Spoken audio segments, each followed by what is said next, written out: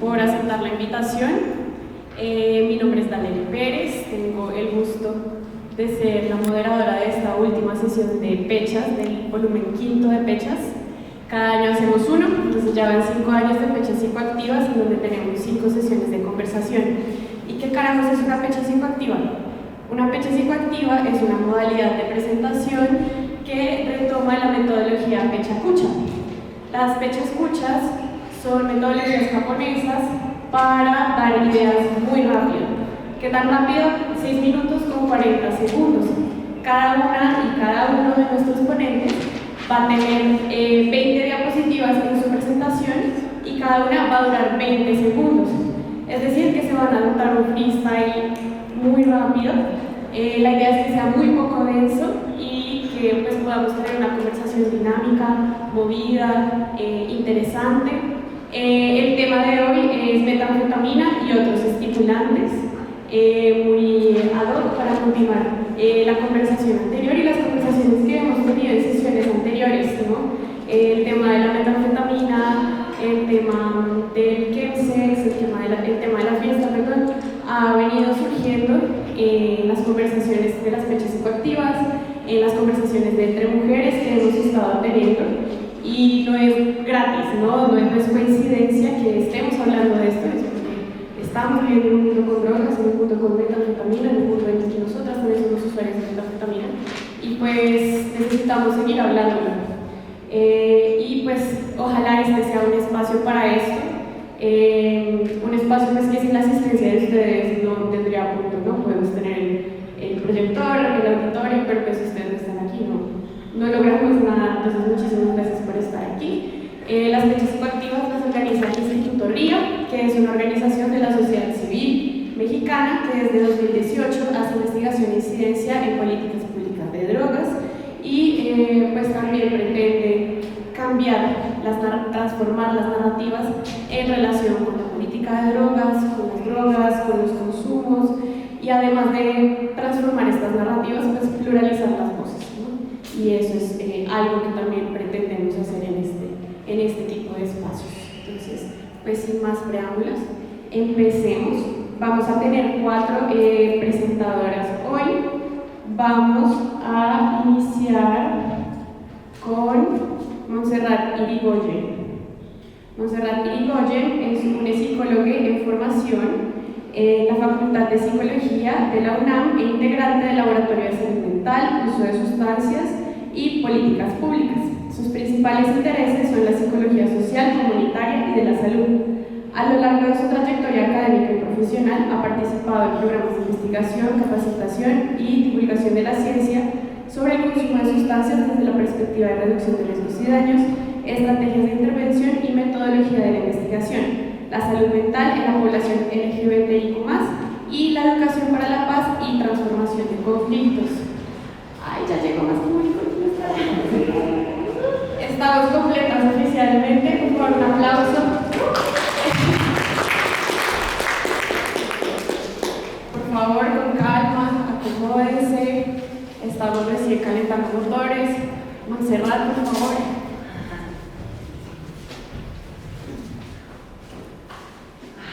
Tú si quieres puedes pasar al escenario, puedes estar aquí abajo, como te sientas más cómodo. Solo recuerda la dinámica, cada diapositiva va a durar 20 segundos, ¿listo?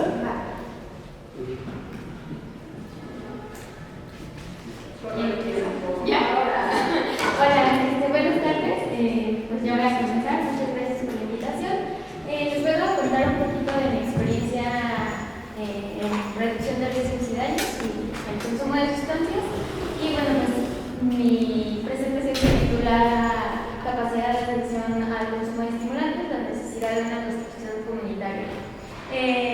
Mientras he estado como en los espacios de reducción de riesgos y daños y a la par pues instancias académicas y para formación de personas de medicina y psicología, pues nos hemos dado cuenta de muchas cosas, ¿no? Entre ellas que pues, los servicios no nos enseñan que las sustancias psicoactivas es mucho más allá de una conducta o un uso, ¿no? Y que hay una diversidad de consumos como increíble y el para qué se utiliza, el qué significa para la persona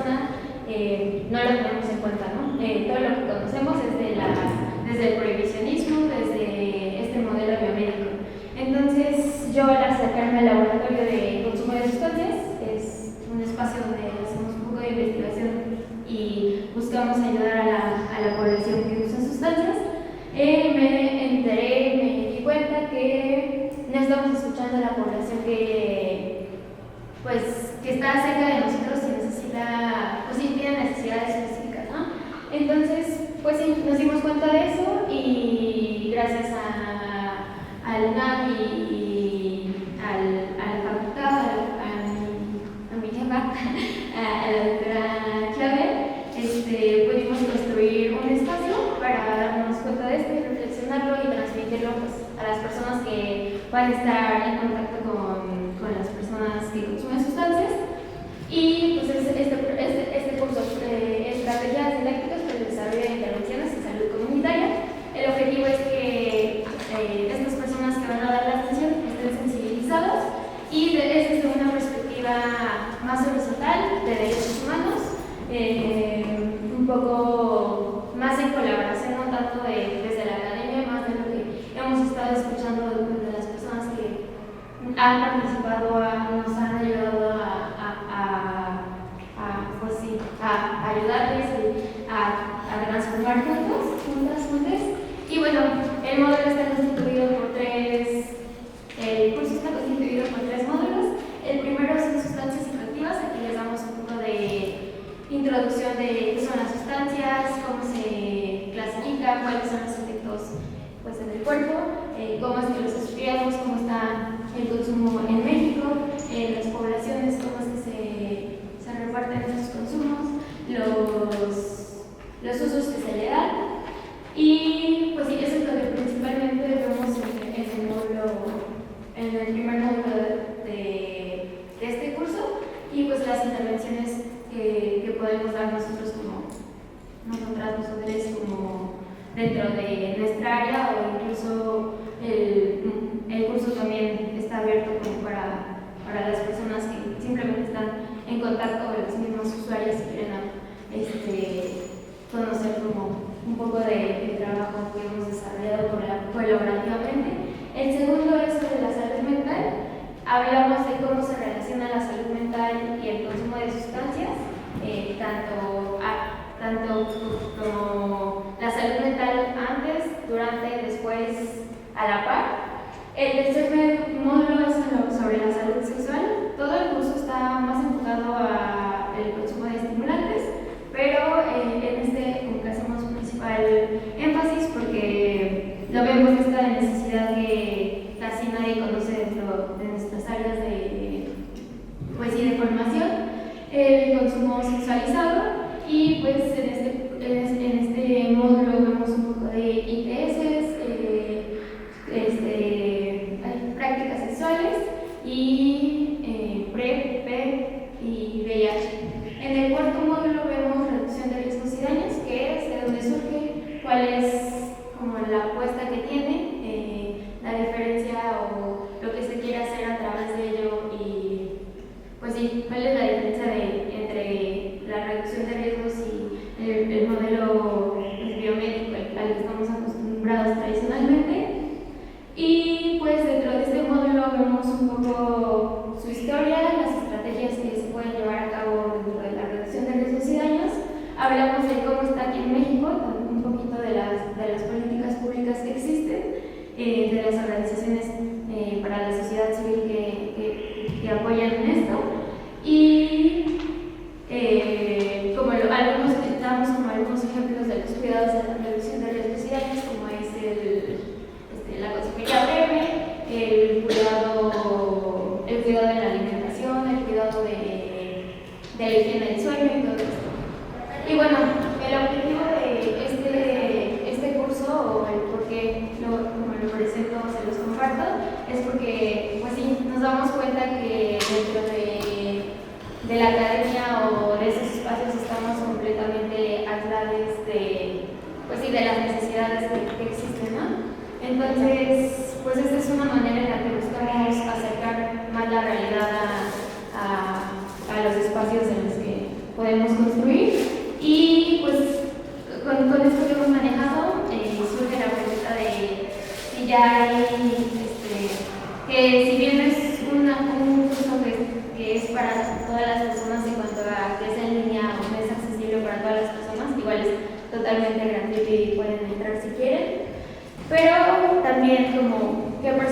pueden acceder a él y de qué manera podemos llegar o como apoyar o dar un poquito más de contribución desde esta parte y no solo como crear cosas que no tengan nada que ver con la realidad de las personas.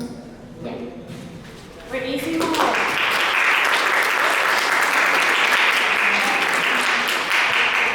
Muchísimas gracias, Montserrat, por inaugurar este espacio del día de hoy. Recordarles a nuestro querido público que al final de las presentaciones vamos a tener un espacio de diálogo, de preguntas, por si hay alguna duda, por si queda algo en el aire, anotarlo y vamos a tener una rondita, ¿listo? De la presentación de Montse quisiera, pues, primero agradecerte por tu participación, por una presentación introductoria a la reducción de riesgos y daños y el uso de sustancias pues, necesaria para este espacio, pero pues también resaltar la responsabilidad que tiene la academia, ¿no? y las universidades en la producción de regímenes de verdad o en la reconstrucción de regímenes de verdad que pues, son fundamentales para la construcción de evidencia en la que se basa la reducción de riesgos y daños, ¿no? Nuevas formas de investigar, nuevas preguntas de investigación, nuevas formas de incluso situar al sujeto en lugar de al objeto de estudio, por ejemplo. Son formas en las que desde las universidades pues, podemos continuar las alianzas para trabajar juntas pues, en la transformación de estos paradigmas prohibicionistas que no solo pues, están generando guerra, sino que están pues, impactando en las vidas directas de las personas usuarias de sustancias, ¿no?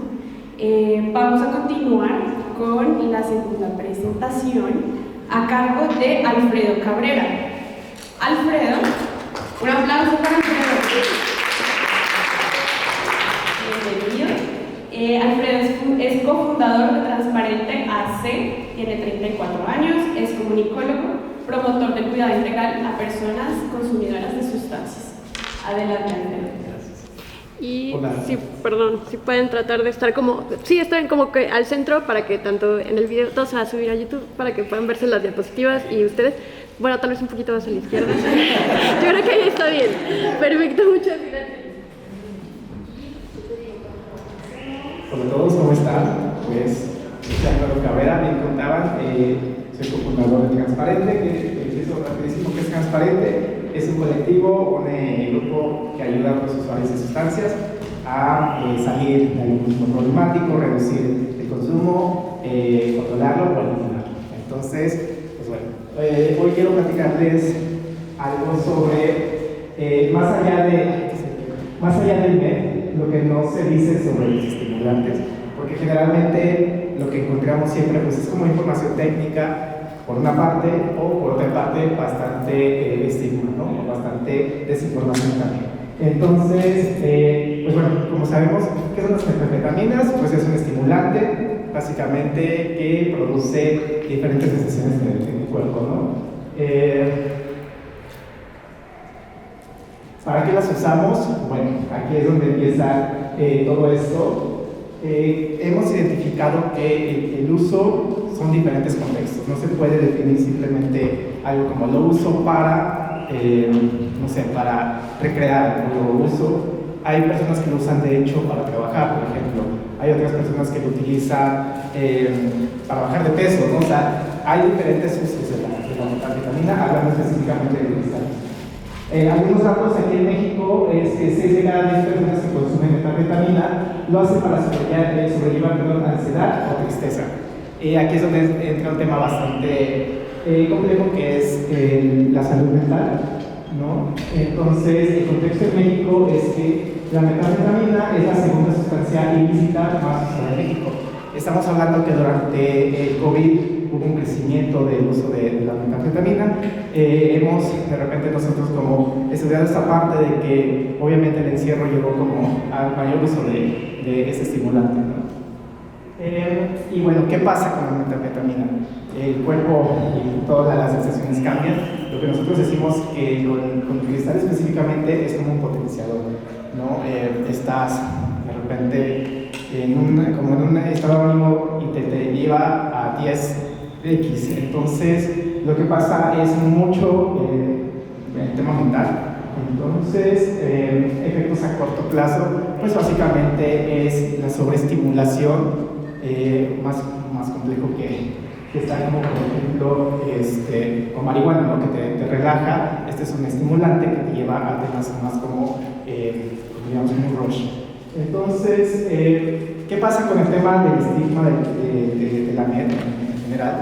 Que en México al menos, bueno, los consumidores están bastante estigmatizados. Es una sustancia que está bastante, pues sí, estigmatizada, todavía se habla muy atrás de las puertas de esto y se aborda desde una perspectiva bastante prohibicionista y bastante de que las personas que utilizan MED es como, digamos, lo más, digamos, junto con la piedra, como lo más bajo que puede haber, ¿no? Una mona. Entonces está bastante estigmatizado el tema del uso. Y hablando del tema de chemsex, aquí nosotros nos enfocamos mucho en hombres que tienen sexo con otros hombres, y pues el tema de chemsex ha crecido y se acuñó por ahí a los años 1990, si no me equivoco, en el Reino Unido el término, y hace referencia justamente a tener relaciones sexuales con involucramiento de sustancias, de cualquier tipo de sustancias. Se dice que hasta alcohol, ¿no? Entonces, desde ahí se trabaja y pues obviamente esta práctica ha crecido, como les decía, desde el COVID. Se encontró un crecimiento, ¿no? en el uso de las sustancias, específicamente de cristal, para tener relaciones sexuales. Y pues bueno, otros contextos, como les decía, el uso no siempre es sexualizado, que ahorita ya está bastante hecho, ¿no? Que lo utilizamos en el caso de los hombres, para tener sexo. Pero en temas de mujeres nos hemos también enterado que lo utilizan para bajar de peso, para llevarlas sobre las actividades de la casa. También lo hacen trabajadores, por ejemplo en el norte está bastante identificado que lo utilizan para trabajar. O sea, y también qué pasa, que ahí hay bastantes historias en donde lo utilizan básicamente para ahorrar dinero, para llevar dinero a sus casas, ¿no? Entonces, ¿por qué? Porque el hambre, obviamente no gastan en esa parte y lo llevan, pues tienen ese dinero para sus familias. Entonces, pues no es solamente un uso, no son diferentes.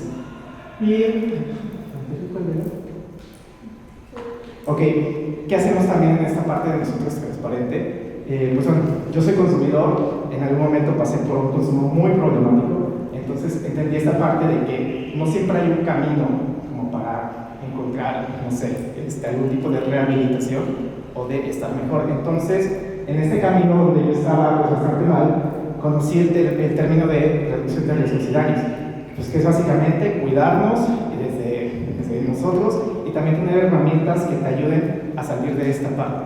Entonces, no se reduce solamente una cosa, sino son una serie de acciones para la meta que tú tengas: eliminar el consumo, reducirlo o controlarlo. Entonces, aquí podemos hablar, creo que es un tema que da para bastante, pero básicamente es eso. Y sí. Pues bueno, sobre este tema de reducción de riesgos y daños, también viene una parte bastante pegada, que es la eliminación del estigma. Porque justamente no crees que puedes llegar a este tema de controlarlo o de hacerlo realmente porque quieres, por placer, sin contar el tema del estigma. Porque mucha gente cree que no lo puede hacer o no lo puede controlar porque dice esto es malo. Entonces, el tema del estigma estaba, como les comenté, está bastante marcado en la sociedad, que si lo usas eres como mala persona o de repente ya no puedes hacer más. Entonces, eso es lo que también nosotros trabajamos en Transparente, eliminar el estigma. Somos consumidores, pero somos personas también, y no nos define solamente el consumo, ¿no? Somos más cosas. Entonces, pues bueno, básicamente trabajamos en esa parte, pues somos personas tratando de salir adelante y que nos ayudamos y que le echamos ganas. Y pues ya.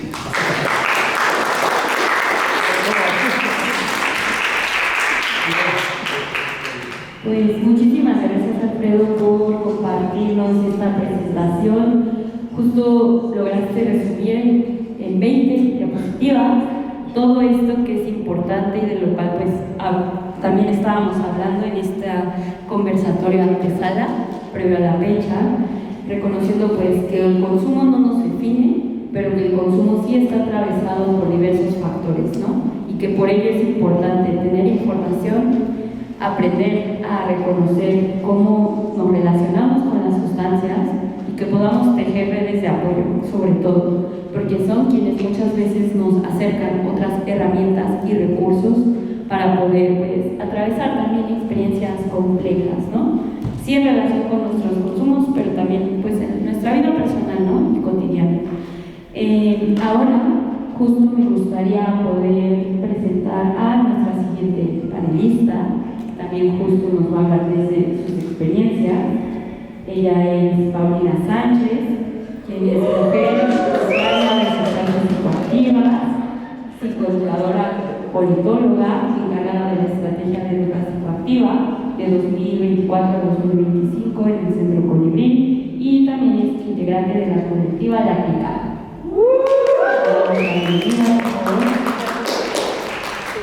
Hola, ¿cómo están? Bueno, yo les... Estamos por acá, claro, sí. Aquí. Perfecta. Listo. Pues yo les quiero hablar de mi experiencia como mujer usuaria de metanfetamina y cocaína, en específico estos dos estimulantes. También contarles que yo inicié mi consumo a los 16 años con marihuana, a los 18 tuve la fortuna de conocer la reducción de los suicidios y actualmente en 2025, en enero aproximadamente, empecé el consumo de estimulantes. Cuando yo dije abiertamente que consumía estimulantes, fui muy juzgada a partir de los estigmas de género, no solamente las concepciones que se tienen sobre cómo deben ser las mujeres, sino también como un sistema capitalista que atraviesa el cuerpo. Hablar como del cuerpo de la primera frontera que sufre estas violencias generadas a partir de las concepciones de género, pero también de las concepciones del capitalismo. Entonces, a través del consumo y con esta información, sobre todo es importante recalcar que tuve acceso a información de manera muy fácil e inmediata, pude encontrar cierta autonomía en el consumo de estimulantes. Angélica Ospina, una gran compañera, habla del consumo de estimulantes en mujeres y nos habla de que estos consumos nos permiten estar en otros espacios, ¿no? Y poder rendir estas largas jornadas laborales que sufren los cuerpos feminizados. Nos permite estar en el ambiente de la fiesta, pero también nos permite ser estas mujeres trabajadoras, también nos permite sobrellevar ciertas cosas de la maternidad. Entonces, pensar el uso de estimulantes como una herramienta para enfrentar la vida laboral, como una herramienta para enfrentar el capitalismo, también como una vía para la autoexpresión, pero también entendemos que este consumo de sustancias del que yo les estoy hablando a ustedes es desde un privilegio de la información. Justamente este consumo de estimulantes nos hace sentir como que podemos hacer todo, ¿no? Podemos cumplir con todas esas largas jornadas laborales y de ser madre y de ser mujer y todo lo que implica esta corporalidad femenina dentro del capitalismo y que también se vuelve un medio de expresión, pero también nos pone en otras situaciones. Yo les quiero hablar como desde los espacios donde yo ocupo mi consumo de estimulantes, porque me ha permitido estar en otros espacios como la ciudad de noche. La ciudad es mía y la ciudad es nuestra y la ciudad es de todos y de todas. Entonces me permite estar alerta y me permite estar consciente y me permite ejercer mis consumos y ejercer mis derechos a la recreación y en cierta manera la autonomía, ¿no? Me permite disfrutar esos espacios de ocio y me permite trabajar y hacer otras cosas. Pero cuando uno habla de esto de manera abierta, genera muchas emociones en las personas y sobre todo existen señalamientos directos hacia las mujeres, sobre todo por esta concepción inmaculada que se tiene de ser mujer. Cuando yo me expresé abiertamente como usuaria de cristal o de estimulantes, pues sí cortó cierta relación que yo tenía con los hombres, ¿no? Como que en cierta manera les asustaba, no entendían por qué yo utilizaba cristal desde una posición como de recreación. Entonces me llevó a pensar que a veces hablar de los consumos de las mujeres, pero sobre todo con sustancias sintéticas, nos lleva a espacios a veces solitarios, no tanto como el consumo de otras expresiones de género que tal vez han generado más redes y han generado otros espacios de diálogo. Aquí, por cuestiones como la maternidad y esta idea preconcebida de lo que tiene que ser el género femenino, nos encontramos a veces en espacios sin información, nos encontramos en espacios sin información sobre la menstruación, sobre el embarazo, sobre lo que hace sobre las hormonas, sobre el cuerpo femenino. Entonces, yo tenía miedo de las sustancias estimulantes, pero afortunadamente tengo una red de apoyo que tenía un conocimiento previo de la sustancia y también qué vía de administración era la más adecuada y qué dosis era la más adecuada. Entonces, mi experiencia con las sustancias empezó a hacer de una manera amigable, pacífica, informada, y me permitió estando hablarles en este espacio acerca de mi consumo. Porque cuando abrí este diálogo, muchas mujeres se acercaron a mí a decirme que pues habían tenido malas experiencias de consumo precisamente por la falta de información, porque cuando tenían un problema de consumo no podían hablarlo con nadie, y que cuando hablaban explícitamente de eso también eran señaladas por la sociedad, ¿no? Por sus padres, por sus hijos, por sus parejas. El tema del consumo de sustancias, sobre todo en mujeres y de sustancias sintéticas o sustancias inyectables, suele ser un tabú y por eso no tenemos tanto acceso a la información. Si tuviéramos acceso a la información y a la dosificación y a vías de administración y tuviéramos aparte un acompañamiento solo de pares, de compañeras pares, tal vez podría ser mejor la interacción que tuviéramos con las sustancias. Y que también tenemos que entender que cada cuerpo va a tener una dinámica de consumo distinta y una lógica de consumo distinto. Entonces tenemos que aprender a diferenciar los consumos del género, de la expresión y del cuerpo y de los contextos para poder tener mejores estrategias. Entendemos muy bien el uso sexualizado de la sustancia porque ha habido compañeros que han impulsado estas conversaciones, pero también podemos impulsar otras conversaciones como que es una herramienta para resistir al capitalismo, que es una herramienta que nos ayuda a sobrellevar la jornada, que las personas la ocupan para los trabajos y que también hay personas que sobreviven en la calle a través de esta experiencia de las sustancias. Entonces, como reflexiones finales, creo que la información es importante para poder ejercer la autonomía del cuerpo y a partir de ahí tomar decisiones informadas. Es necesario poner estas conversaciones al centro de la discusión para que las personas tengan esta confianza de acercarse a nosotros y pedir ayuda si es que lo necesitan, o generar redes de cuidado y estrategias colectivas que nos permitan abordar de una mejor manera el uso de sustancias en México. Y sobre todo, que tenemos que tener una perspectiva de género, una perspectiva de clase, una perspectiva de contexto, cuando hablamos del uso de metanfetamina y estimulantes, porque si no, no estamos atendiendo las necesidades reales de las poblaciones. Entonces necesitamos ampliar el diálogo y sobre todo tener posturas muy claras de no aceptar discursos patriarcales, de no aceptar discursos prohibicionistas y sobre todo desmontar los discursos capitalistas que se tienen sobre los cuerpos de las personas. Entonces, la guerra contra las drogas es una guerra contra las mujeres. Muchas gracias.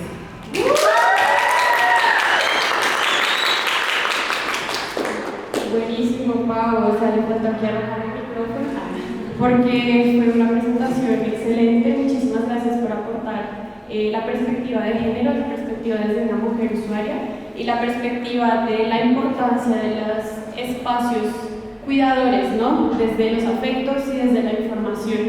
Y nos gustaría que muchas más experiencias con las sustancias, en particular con los estimulantes y más en particular con la metanfetamina, pues estuvieran mediadas por estas reflexiones y por estos, digamos, colchones de cuidado, estas redes de cuidado que se hacen pues necesarias para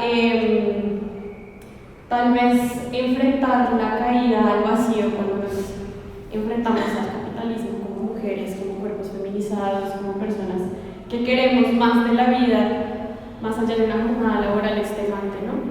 Y pues nada, creo que no tengo mucho más por decir, lo hiciste excelente. Muchas gracias por tu participación y fundamental continuar abriendo las conversaciones sobre otras formas de usar las estimulantes desde pues nuestras posiciones de enunciación. Y pues última, pero no menos importante, vamos con nuestra última ponente, Deana. Un aplauso, por favor.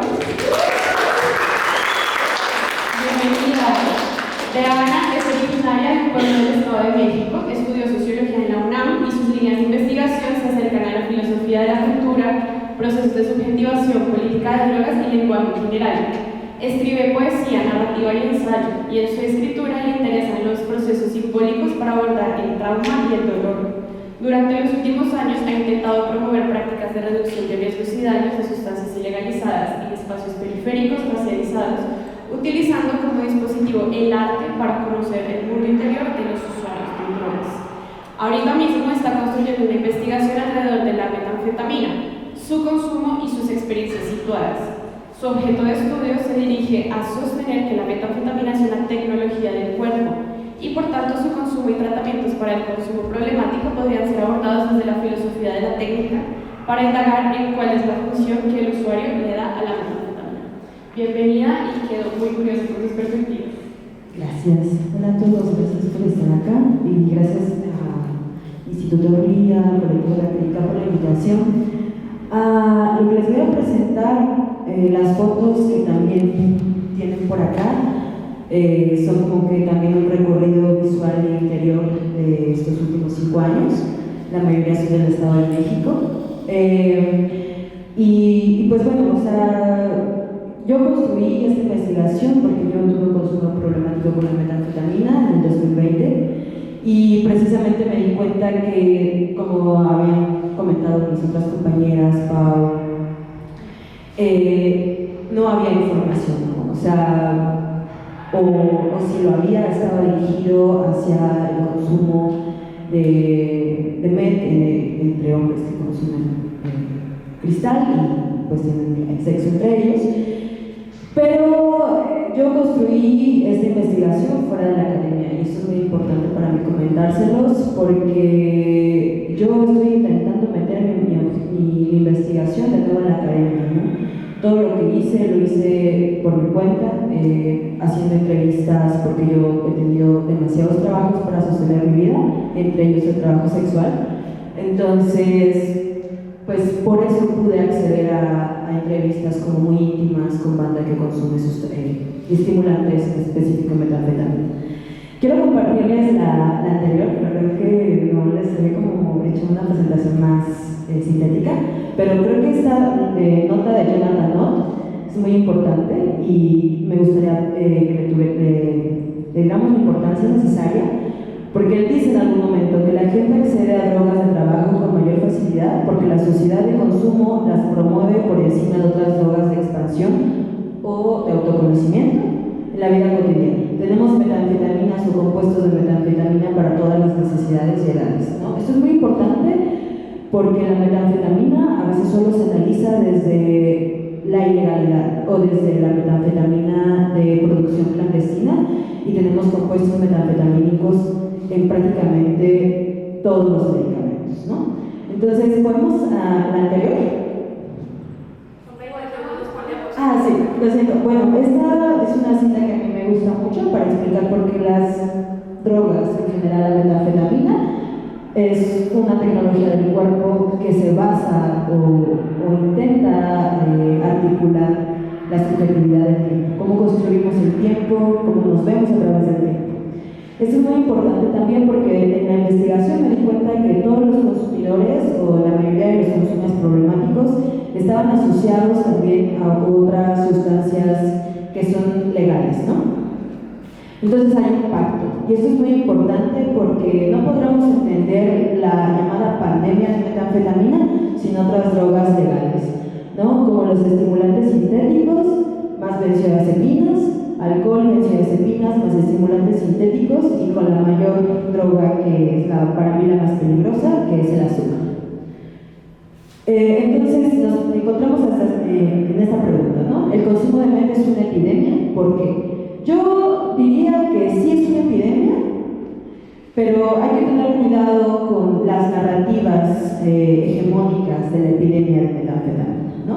O sea, nos dicen como, sí es una epidemia porque está matando a mucha gente, pero yo quisiera rescatar que sí es una epidemia, pero no es una epidemia que mata a unos sí y a otros no por una razón que no se puede explicar. Es una epidemia que está atravesada por género, raza y clase. Las otras serán como precisamente testimonios de personas en Cherán. He hecho entrevistas en Cherán, en Michoacán, en San Luis Potosí, y me doy cuenta de esto, ¿no? Que sí es una epidemia porque abarca distintas clases sociales. El problema con una epidemia es quién puede acceder a un tratamiento, ¿no? Bueno, pues estas son algunas citas que yo estoy sacando del Colmex, pero precisamente quiero como tomar énfasis en esta, ¿no? Que sí hay mayor presencia de precursores sintéticos de drogas a medida que avanzan los tratados comerciales con Asia. Y esto parece como algo que no tiene nada que ver, pero para mí sí tiene algo que ver. Esta foto es una foto de mis muelas, que se llama, esto es una consecuencia de consumo problemático, que es un desgaste pues, del calcio de los dientes, ¿no? Entonces, en un mundo donde todos nos drogamos, ¿dónde están los consumidores de mente? La respuesta es en dos lados, ¿no? Y creo que esto es algo muy importante porque por mucho tiempo se ha metido en un closet, en un cuarto oscuro, ¿no? En una alcantarilla al consumidor de metanfetamina, y esto realmente debe parar si realmente nos interesa investigar acerca de la metanfetamina. Entonces yo llegué a la hipótesis de que el Estado mexicano y los grupos criminales sostienen una misma narrativa: dar muerte a los consumidores de cristal. Los cricosos son responsables de su muerte, no de su vida, ¿no? Y esto es muy importante.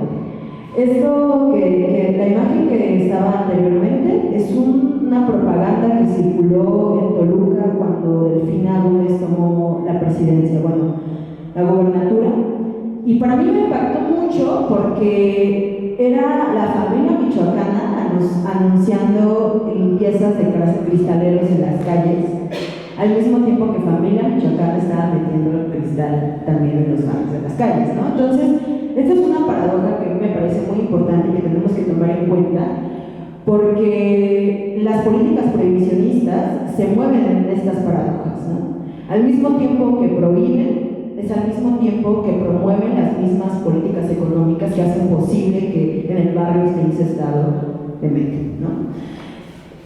No sé dónde me quedé, pero bueno, voy a retomar esta parte, que son propuestas para abordar el consumo problemático. Y yo, con la experiencia que he tomado en los distintos colectivos no gubernamentales acerca de la reducción de riesgos y daños, nos dimos cuenta, sobre todo en los pueblos más recónditos como Estado de México, Michoacán, que era muy importante entender las emociones a través del cuerpo, ¿no? Que la mayoría de los consumos problemáticos de la banda era porque no se acercaban a sus emociones ni a sus padecimientos. Esta es una foto que tomamos, que yo tomé en San Andrés Oxitlán, donde llevamos la reducción de riesgos y daños. Y precisamente ahí hicimos como un ejercicio de spoken word de la banda que consumía, y nos dimos cuenta que era muy necesario como encaminar estas estrategias de psicoterapia y hacia conocer el mundo interior, ¿no? Y que a través de ese mapeo de las emociones del mundo interior nos íbamos a acercar demasiado a la autonomía como consumidores de una sustancia ilegalizada. Esos son unos dibujos de un testimonio que yo mandé para el World Reduction en el marco del Harm Reduction Internacional de Bogotá, y son unos dibujos que yo hice en unas temporadas medio cricosas, medio oscuras, y les quiero leer, como que no me voy a tardar, son 3 minutos. Esto yo lo escribí en el 2020. En 2020 mi mente era demasiado lenta, la muerte en la pandemia me había alcanzado. Cuando comencé a fumar frecuentemente hielo, estaba rota, es cierto, así que solía usar cristal para organizar mi vida. ¿Por qué no usé otros métodos para tener energía? No parece sencillo cuando trabajas más de 10 horas al día y solo queda tiempo para dormir y medio comer. El cristal entonces parecía organizar fragmentos prolongados de mis horas sin disociación y con hiperfocos de atención.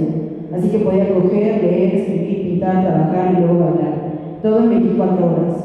Entonces me parecía que el cristal era una promesa o un conjuro de la sociedad financiera. El tiempo simulaba prolongarse cuando fumaba, porque podía hacer todo. Durante los años siguientes, el gobierno federal mexicano lanzó comerciales haciendo alusión a que todos los consumidores de meth éramos unos zombies, unos muertos en vida, y esto sería el eslogan para justificar las intervenciones militares en busca de productores y consumidores de meth. Las limpiezas de cristaleros se agudizaban, la muerte parecía el único destino y el único fin. Pero aunque parezca absurdo, yo nunca quise morir, solo quería tiempo para vivir. Gracias.